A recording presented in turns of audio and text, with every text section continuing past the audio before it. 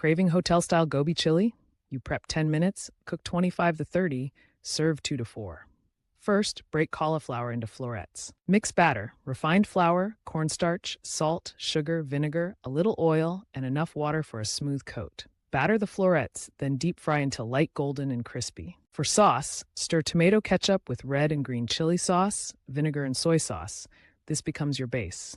For Gobi chili gravy, in a wok, smoke oil, sauté dry Kashmiri chilies, coriander stems, ginger, then toss in onion, ginger garlic paste, and bell peppers. Add the prepared sauce, water, soy sauce, chili oil, boil. Thicken with cornstarch slurry, add fried cauliflower, and cook 2-3 minutes. For Gobi chili dry, repeat sauté, add spring onion and more sauce, toss cauliflower 2-3 minutes, finish with chili oil, black pepper, salt. Keep the heat high for that glossy, restaurant-style coating everywhere.